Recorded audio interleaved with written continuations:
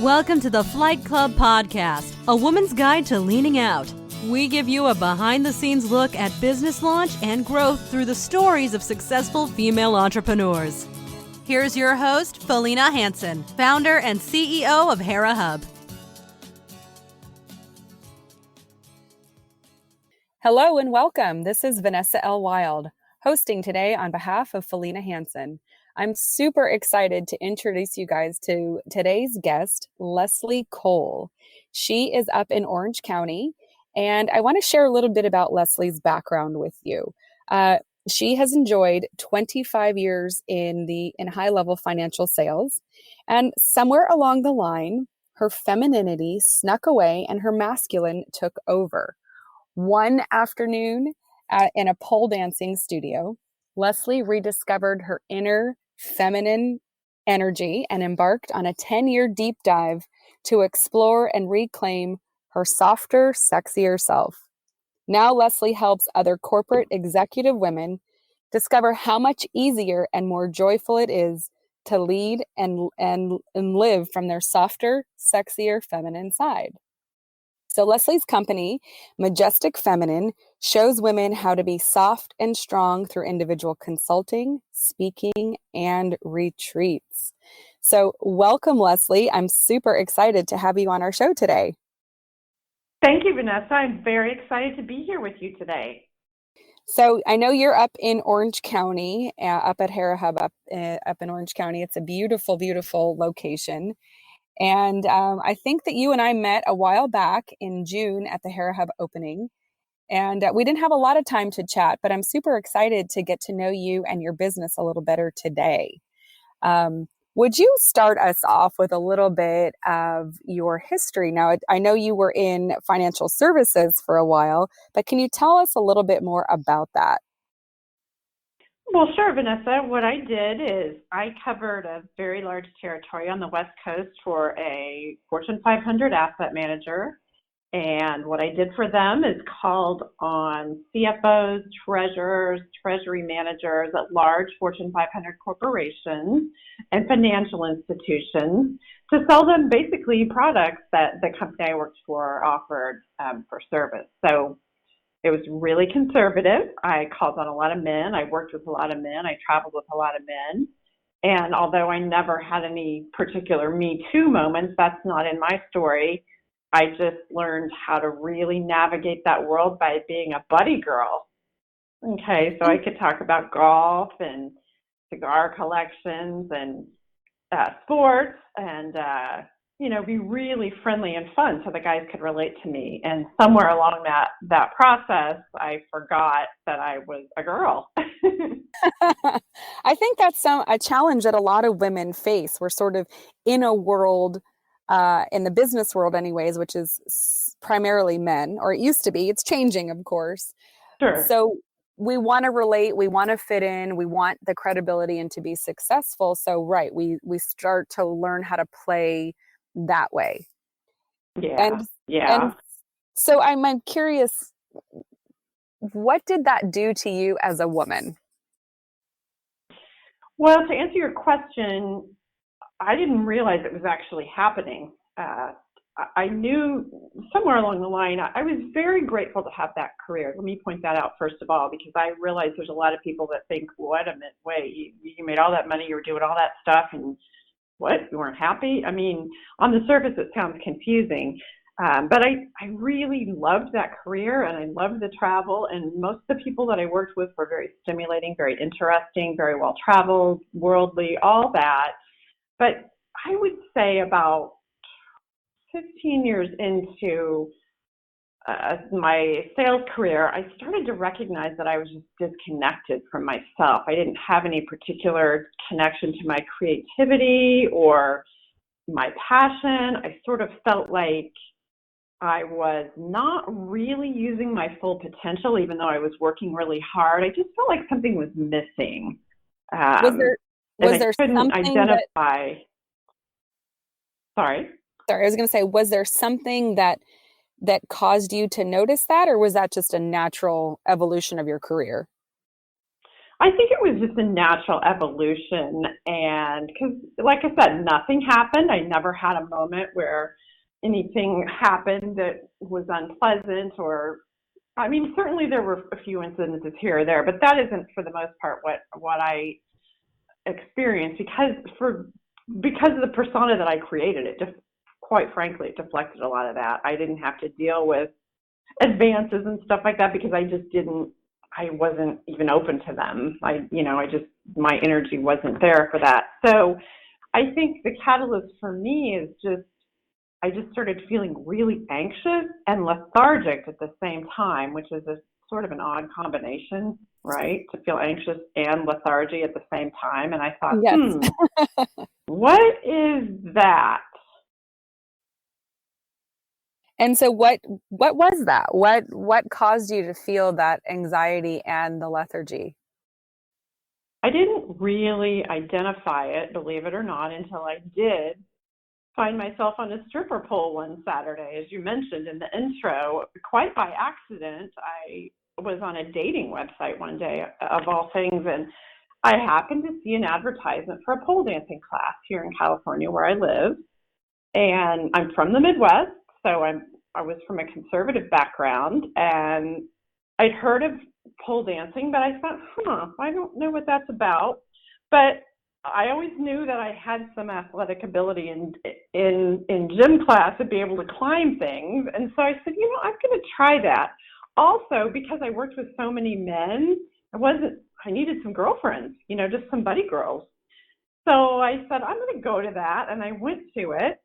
And with no particular expectations, really. And I went to it, and I loved it. And probably my second or third class in, I signed up that day. I loved it. Just something triggered something in me where I felt very alive and very powerful. And I was like, wow, I'm even walking differently. Something lit up, right? And so I signed up for classes, and I'd say on my second or third class, I actually started crying in the studio, and I ran outside, and I was like, what happened? What happened? And they're like, oh, you're having your breakthrough. And I thought, what are they talking about? But what that was actually my femininity coming back up. It was down there going, hi, remember me? Yes. Remember, the softer side and just moving in feminine ways and being more sensual, all that I have really set to the sideline and not even realized it. Well, and I think that's something that so many women encounter, that through movement, right? Because we hold so many emotions in our bodies, and all of those years of kind of pushing that down, you had this moment of like, welcome back, honey. Yeah. It took me by the body pretty hard. I was like, yeah, you're going to listen this time.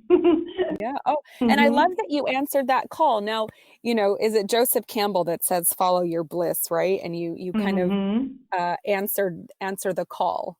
And you answered that call in a big way, not just taking a class, but tell us how you decided to go from this, as you call it, kind of the buddy, the buddy environment, working with mostly men, to this exploration of yourself.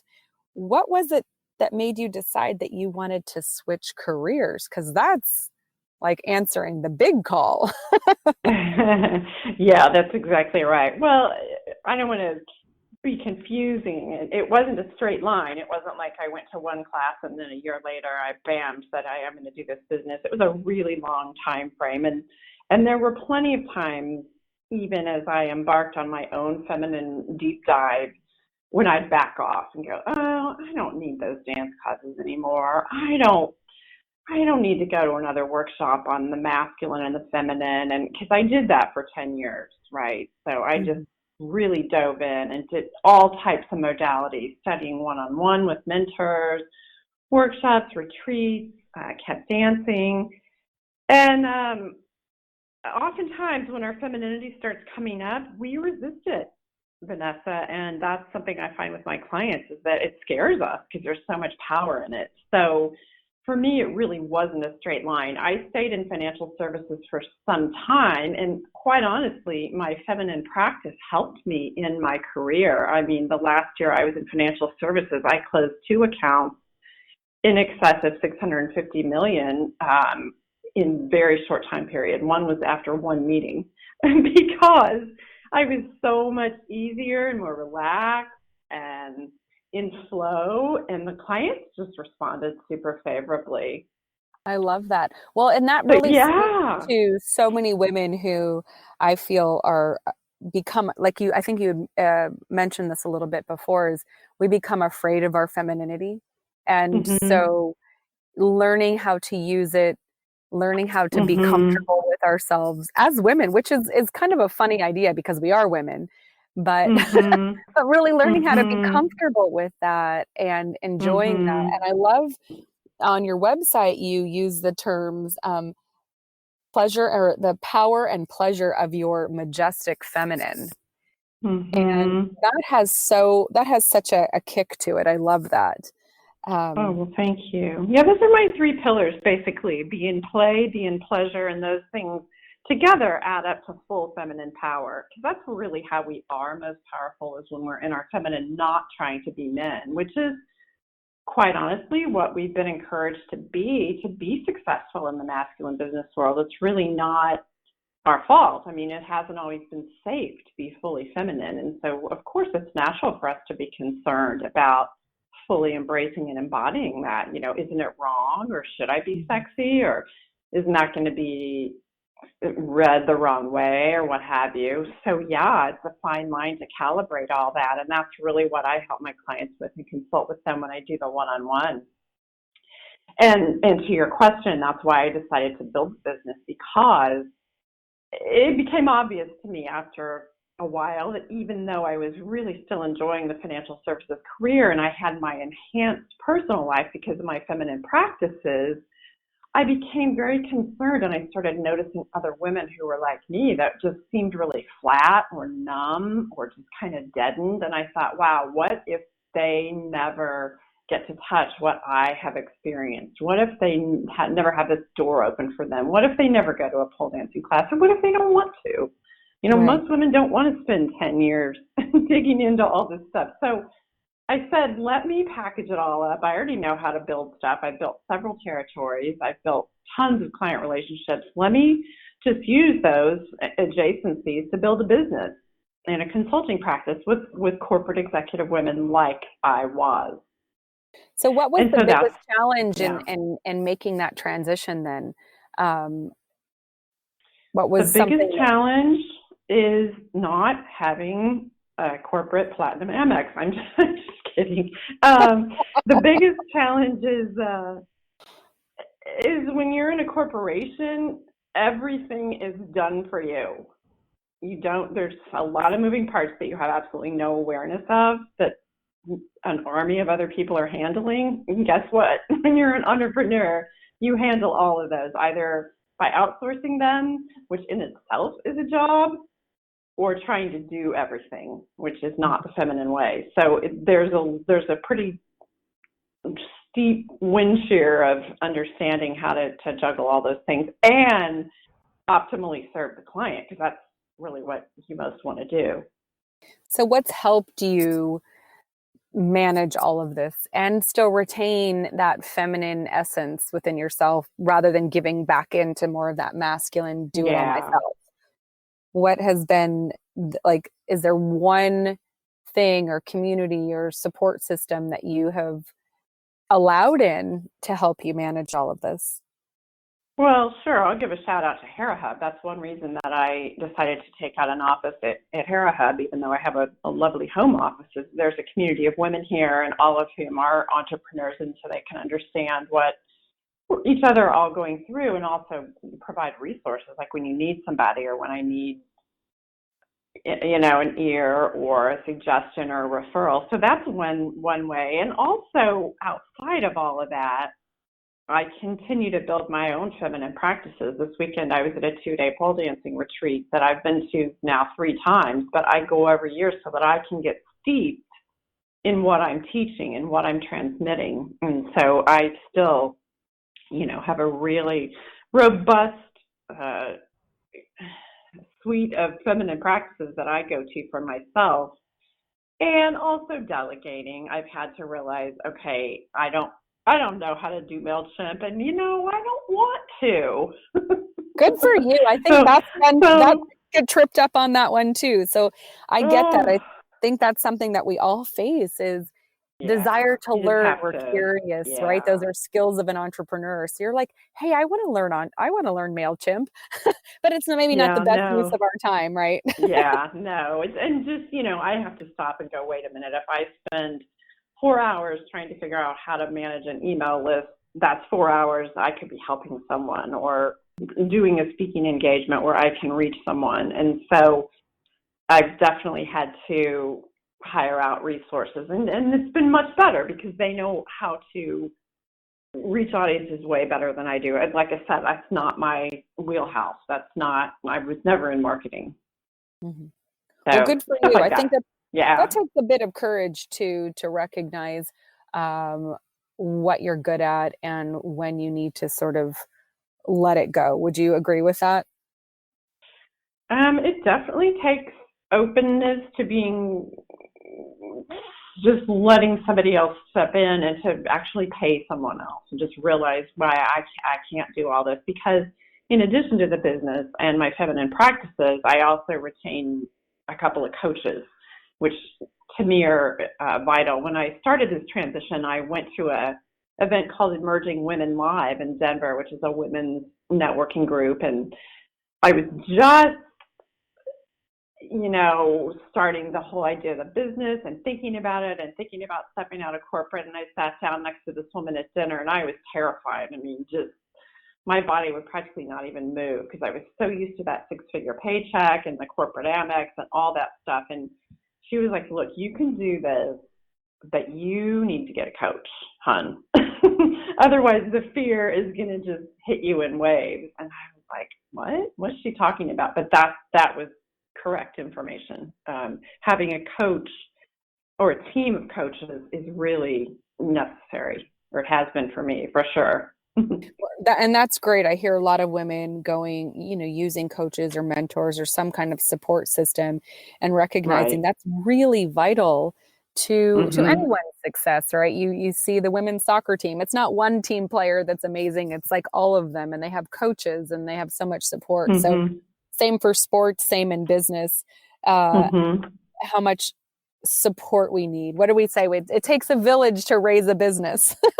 Oh, yeah, it's so very true. And why would I want to try and recreate the wheel when somebody else has done it quite well? I just signed on with a business coach for the next 12 months, and I am over the moon excited about this particular group. It's going to be, she can teach me so much, but also she's just a fun person. And that's one thing I've had to remember is, wait a minute, you need to have fun or else you can't attract, right? Exactly, exactly. I love that. So you have this year training or coaching program. So what's on the horizon for your business? Well, for one thing, I have a retreat coming up in January that I'm marketing right now. It's a 3-day retreat called The Business of Being Feminine, and it's 3 days basically of playfulness, pleasure, and helping women get to their power. And we're going to throw in an awful lot of pampering too. It's going to be here in Newport Beach, so I'm marketing that and really getting that out there. And I've been doing a lot of professional videos because videos are everything now. I didn't know that Yes. either, but that's a big deal. So I've retained some groups to help with that. And just getting a much bigger presence online. I have an extensive community of people that I already know, but that doesn't necessarily mean they're the right fit for my product. That's what I've realized in the first, couple years. So And really that's very, going bigger. yeah, good. That's a valuable insight that you shared right there. We go into business Yeah, feeling we have a great yeah. community and we have all these friends, but that doesn't necessarily translate to Mm-mm. clients. So No, you're going and to actually be no. going out of your comfort zone. Yeah, yeah, but here's the thing, Vanessa, and this is what I've realized is that I have spent a lot of time, and maybe if this can help somebody else, great, trying to convert those that don't want to be. Okay, so, and one thing I just have already learned from my new coach is preach to the people that already have an interest. So, I was going out there taking the toughest cases going, yes, you want this, your life will be so much better. And they're like, yeah, no, not really. And so, the idea is, hey, talk to the people that are already on your line, and make some fans out of them, and then expand from there, rather than trying to convert people that really don't want to. Right, because there's no fun. We can't really, you can never really convince someone of something, right? So the best you can do is be an example, which you are. You are a model for courage and femininity, and Oh, well, thank you. pursuing that passion that you have, answering the call to adventure. Yeah, well, thank you. Absolutely. Yeah, and I get so excited about it because I know what it's been like for me, and I see somebody that I'll identify as living in a more difficult life than they need to, or than that they want to, and how stressful that is. And quite honestly, it will eventually impact our health if we overlook it for too long. And so I get so on my soapbox about helping people, and I have to realize, oh wait, this isn't for people that need it. It's for people that want it. Oh, right. Okay. What a powerful distinction. Not people who need it, but for people who want it. And to me, that kind of sums up the whole idea of the feminine. It's about attraction and being in Yeah, choice, it's a magnetizing. right? Yeah. Exactly. Yeah. Being in choice. Yeah. In choice. Right. Right. Well, and it's hard sometimes for me to understand, like, well, why wouldn't you want to choose this? But then I have to realize, oh my gosh, there's cultural conditioning, there's societal conditioning, there's religious conditioning, there's corporate conditioning. There's so many reasons why women give it the hand. There is. That's a reality out there. And, I know what it's like on the other side. So I'm sitting here wanting everyone to come under the fold. And they, that's not realistic. So exactly right. So finding the right people, giving the right message, and distilling that sometimes can be a big challenge. But it sounds like you really have fine-tuned that and know your market. With the support, and you have coaches, you have a community, a whole village that supports you. So on that note, what advice would you give a woman who wants to start her own business or grow her business? I think the best thing is to get with a tribe of people that are doing the same thing that you're doing. There's a women's group here called eWomen's Network, and there's one in most larger cities in the U.S., and I'm not pitching them at all. There's a number of women's networking organizations. This just happens to be the one that I felt comfortable with, and I go to the monthly luncheons, and they have events and things like that. And I did not do that in my first year. Even though I knew about some of these groups, I sort of resisted it, and I was kind of trying to do everything on my own, and it really made it a lot harder. So in terms of sales and business production, the group hasn't been particularly productive for that. It's just having other women that understand what you're going through and that have gone there before you and may have resources and suggestions and can just, have a laugh with. So and that can make a big difference. Yeah. In our for sure. business. Of course. Yeah, for sure. And a lot of times, the other thing I was thinking is a lot of times you'll go to these networking events or entrepreneurial conferences, and the first thing you'll hear is, it's tough to be an entrepreneur and it's hard, you have to do everything yourself. And my advice would be just don't listen to that, because that's all true. But there's more to the story than that, There's so much more, right? Don't get hung up on that one piece. There's so much more to that. And I agree with you. We want to be realistic about what we're dealing with and what we have to look forward to as we grow our businesses. But we want to stay in the joy of what we're doing. Right. And if I get out of that, I'll try to remind myself, well, Leslie, you could be getting on a plane to fly to, I don't know, Spokane or somewhere that you don't really want to go to talk about a bank deposit product or something that isn't really going to, it's, you know what I'm saying? It's not going to feed your heart. So yeah, I have the opportunity, the time, and the freedom now to really make a difference. And that's a gift. That's a privilege. That is an incredible privilege, and that you recognize that, I think is really modeling a woman who has very amazingly alchemized, one career to the next, one part of her life to the next. And I want to speak to that for a second, because we have skills in different areas of our lives, and sometimes we don't know how they transfer. So I would say, like, my final question for you really is, like, what skill did you learn as a financial sales executive that helped you become successful in this business? Your unique skill set or an experience that really helped you transition over? I think that people think financial services is all about numbers. And to some degree it is. But I will say that, like any other business, it's all about relationships.